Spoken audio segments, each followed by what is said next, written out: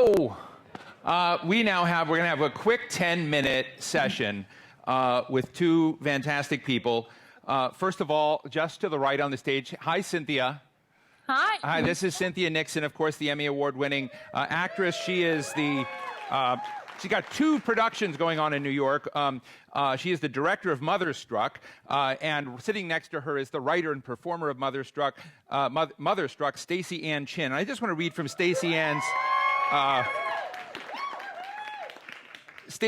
Twitter describes her as poet, activist, lesbian, feminist, Jamaican, immigrant, radical mother. And I just love someone who reviewed the show, which is opening on Monday, by the way. I happen to be going a week from Monday the 21st, so if you want to do a group thing, come with me up in New York at the Red Grave Theater. Culture Project said, it gives voice to an important artist, poet, and performer, a black Chinese woman who is gay and miles from the comforts of white elitism. So thank you for helping to set the stage today, Stacey Ann and Cynthia, for our forum called Unfinished Business. And I am intrigued with your production on paper. I haven't been there yet. So tell us what's in your mind, Cynthia. Why are you producing this? I know Rosie O'Donnell is producing, you're directing, and give us a sense, and then I'll ask Stacey Ann to tell us what is driving her as well. Well, it's a completely autobiographical story about Stacey Ann's quest as an aging, she doesn't look very aging to me, but those are her own words, as an aging single lesbian. Geriatric. To become a mother after she has not been parented by either of her biological parents and not parented really terribly much by anybody. Mm-hmm. And so it's an incredibly personal story. It has a lot of pain in it. It has a lot of humor, and it has a lot of suspense because the quest to get pregnant can be very dramatic. But I've heard few pregnancy quest stories as dramatic as Stacey Ann. Stacey Ann, why are you doing this in front of thousands of people?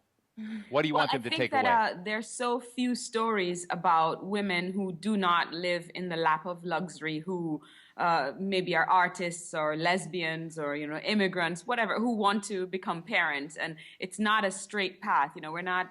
I'm not going to marry someone and then we're going to get together and have a baby together. That's not what happened with me. And so there's this other route to family that I explored, and I found it very crazy and isolating and wonderful and full of all kinds of crazy discoveries. And when I started talking about it with friends, I heard so many people who are actually either on that path, have kind of like gone through the path, or or want to get on the path and are too scared.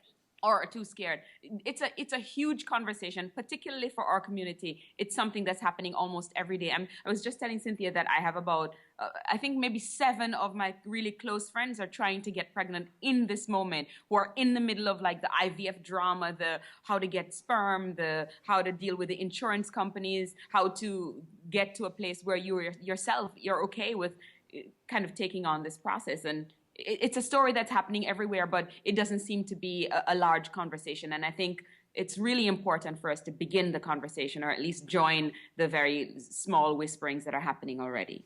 I know we had to really work hard to get this slice of time because you're working so hard to get the production going. Do you two get along?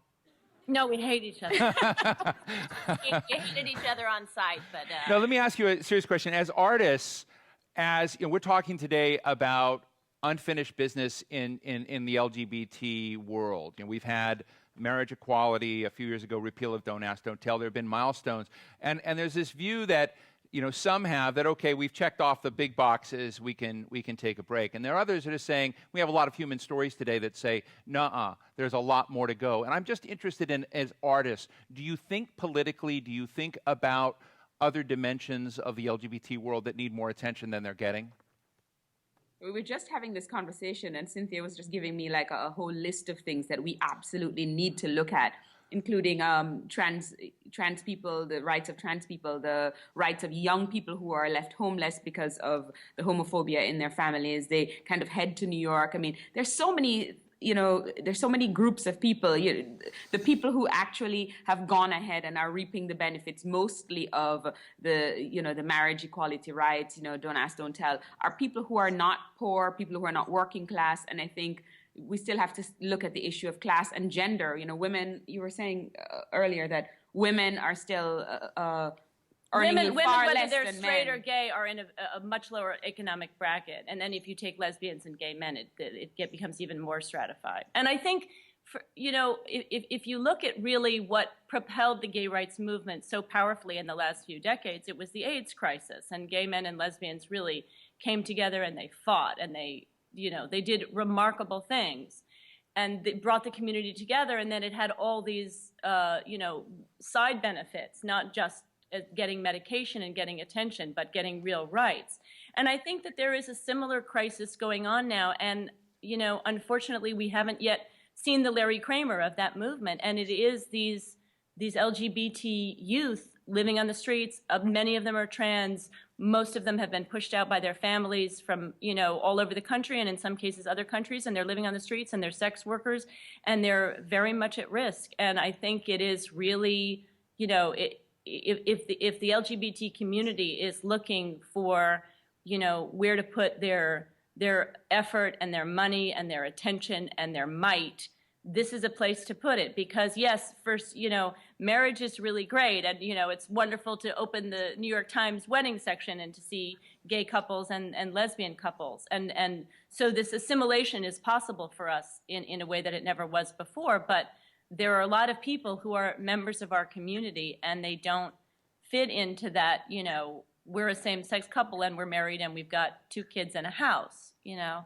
And I think for you know, as Stacey Ann was saying, for trans people, for people who reject the idea of gender, you know, they're facing enormous violence, they're facing enormous, you know, pain from their families, and discrimination in the workplace. It's very hard for them to make their way in the world economically and in every other way. And they deserve our support and our help, because so many of the trans community actually fought with us when we were fighting for basic rights that now serve the LGBT community. And to extend that conversation, we also need to look at the global LGBT movement, the global community that is under duress from, you know, governments like Uganda, like Jamaica, like, you know, I mean, there's so many of them that actually need our support, and not support in terms of the process of leading. You know, I came from Jamaica because it was illegal to be lesbian in Jamaica. It was illegal against the law to be gay, and moved here in America. There's so many people who do not want to move, who want to live in their own countries, and they need support from us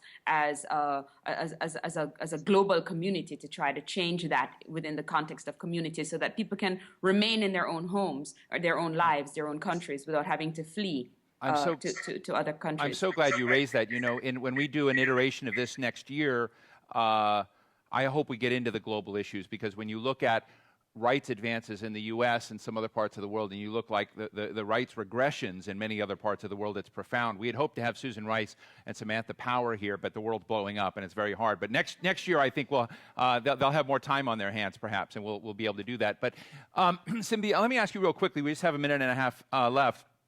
I know your wife. You and your wife and I have talked. I would never want to be on the bad side of your wife. She's so tough, No, you wouldn't. Cynthia. And I ask it because you have a child, you're married, you're protected in the laws in New York, but I've just been struck by this case in Utah where a judge, you know, intervened and then unintervened, and I'm just interested, you know, we're talking about unfinished business in part, but those areas in which rights have been established, I'm just wondering, do you sense a fragility in those rights that you enjoy now? Yes, I think we shouldn't ever take anything for granted. I mean, if you told me, you know, back when a woman's right to choose was codified into law, if you would tell me we would still be fighting about that, you know, almost 50 years later, and fighting about it in the incredibly violent, upheavalish way in which we're fighting about it, I never would have believed you. So yes, we've made enormous strides, and I do believe, and I agree with the people who say that a lot of homophobia, you know, is generational and it will fade away. But yes, we can't ever take it for granted. But I think what's great about that case in Utah is people made a lot of noise. You know, those women made a lot of noise, and people made a lot of noise on their behalf. And I think it's amazing that we live in a country right now where something like that happens, and everybody goes to the battle stations and fights really hard. Thank you. It's Stacey Ann. Okay, yeah. Mm-hmm. I can't leave the conversation without talking about the group of people of color who are at risk more. I mean, every group that we've talked about, youth, we've talked about women, we've talked about immigrants, we've talked about people who, whose rights are taken away as parents. That doubles, triples, quadruples for communities of color, particularly people who are Black. So I can't end the conversation without raising that as an issue. Well, Stacey Ann Chin, Cynthia Nelson, thank you so much. Or Nixon, thank you so much for joining us. I want to mention, number one, Cynthia Nixon is starring in the independent film James White that just opened on December 4th. So congratulations. And the show Motherstruck is, as I understand it, the Redgrave Theater. It opens Monday, December 14th. So thank you very much. Stacey Ann Chin and Cynthia Nixon, thank you so much for joining us.